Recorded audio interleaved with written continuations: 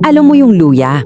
Oo, yung laging nasa kusina natin, yung panggisa sa tinola, araw-araw natin yung nakikita. Pero paano kung sabihin ko sa'yo na itong simpleng ugat na to punong-puno pala ng mga epic na kwento? Mga kwentong tungkol sa mga santa, mga diyosa, at kahit na sa pagbibigay ng katarungan. Okay, game! Unahin natin ang isang alamat. Ito yung kwento ni Miluya, isang dalaga noong panahon pa ng mga Kastila. So, etong si Meluya, grabe. Para daw anghel kung kumanta. Sobrang ganda ng boses niya. At dahil super devoted siya, lahat ng manliligaw, busted.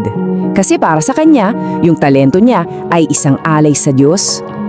Pero alam nyo, may isang bagay na medyo kakaiba sa kanya.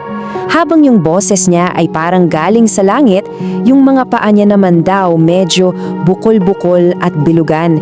Isang flow, kumbaga. Pero syempre, dito masyadong pinapansin kasi sobrang galing niya talagang kumanta. At dito na nagiging interesting yung kwento.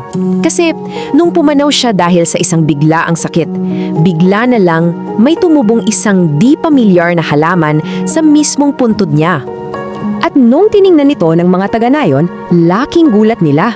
Yung ugat ng halaman, kamukhang-kamukha ng mga bukol-bukol na paa ni Miluya.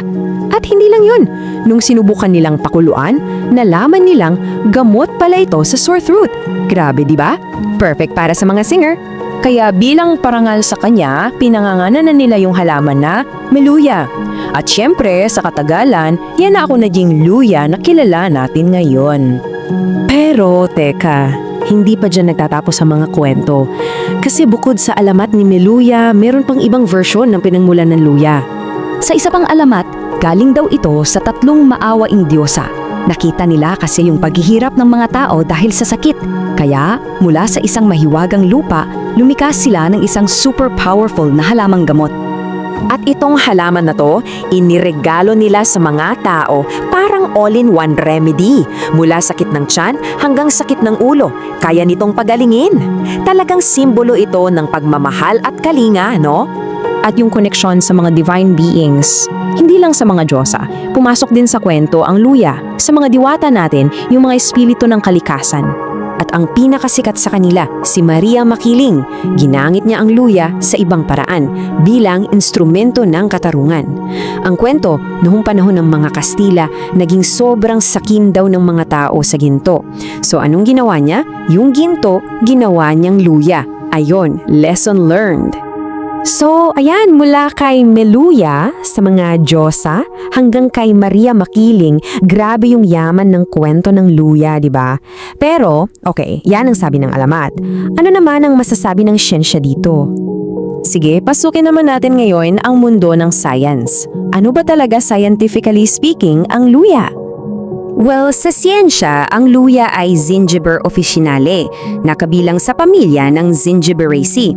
In simple terms, kamag-anak niya yung mga sikat ding spices tulad ng turmeric o luyang dilaw at cardamom. Magkakapamilya sila. At gaano ba ito kahalaga sa Pilipinas? Sobrang halaga! Alam niyo ba, pang-siyam tayo sa buong mundo pagdating sa ginger production. Imagine that, top 10 tayo sa buong mundo. At yung mga gamit natin dito ngayon, parang echo lang ng mga alamat, di ba? Siyempre, andyan ang salabat para sa lalamunan, pananggal ng lansa sa tinola, at yung go-to remedy natin for colds and coughs. Parang bumabalik lang tayo sa kwento ni Meluya at ng mga diyosa. So, paano natin ngayon pag-uugnayin itong dalawa, ang alamat versus ang siyensya? Magkalaban ba sila? Actually, hindi. Kasi magkaiba yung purpose nila. Yung mga alamat, ang binibigay niyan ay kahulugan, mga aral, mga values natin as a culture. Yung siyensya naman, ang binibigay niyan ay datos, yung mga facts, yung mga napatunayan na. Sabi nga ng scholar na si J. Neil C. Garcia, hindi naman daw goal ng alamat na labanan ang science.